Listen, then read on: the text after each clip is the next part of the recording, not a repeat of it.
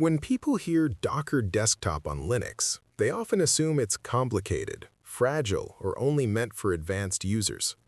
In reality, it's very manageable once you understand what each step is doing. In this video, we're installing Docker Desktop on Linux Mint 22.3. Linux Mint does not officially bundle Docker Desktop, but it supports it well because Mint is built on top of Ubuntu. Mint 22.3 aligns with Ubuntu Noble, and that compatibility is what makes this installation possible. Before installing Docker Desktop itself, we need Docker Engine. Docker Desktop does not replace the engine, it sits on top of it. Now, there are multiple ways to install Docker Engine on Linux. You can use repositories, you can manually manage packages, you can pin versions. But Docker also provides an official convenience script specifically designed for development machines and desktops. It's open source.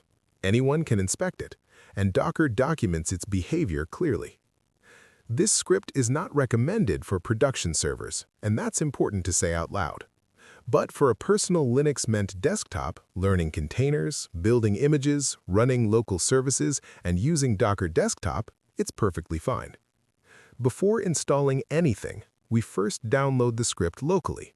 This lets us inspect it, and it lets us see exactly what it plans to do. The script requires administrator privileges. That's expected. It installs system packages and background services. It automatically detects your Linux distribution and version. It configures Docker's package source for you. It installs dependencies without stopping for confirmation. And by default, it installs the latest stable Docker engine, container runtime, and related components. That last part matters. If you rely on Docker for serious work, always test updates later in a safe environment.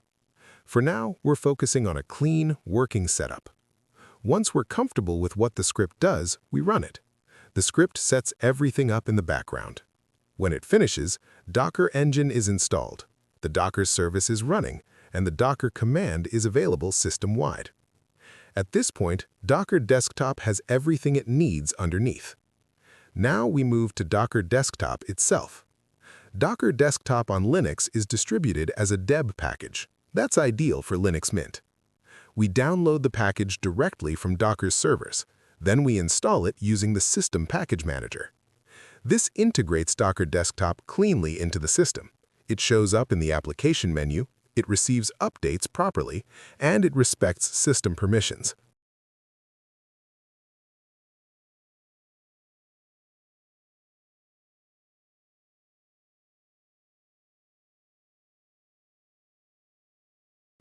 When you launch Docker Desktop for the first time, don't rush it. The first startup takes a little longer. Docker creates its internal environment, it checks Docker Engine, it prepares the virtual layer it uses to manage containers visually. You may see a license agreement. You may see a sign-in screen. Signing in is optional. You can skip it if you want to work locally. Once Docker Desktop finishes starting, you'll see the dashboard. This dashboard shows running containers, images, logs, and system usage. You can start and stop containers without touching the terminal, and you can still use the terminal whenever you want. Nothing is locked away.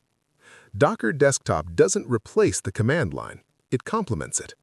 And now you have a complete Docker environment on Linux Mint 22.3.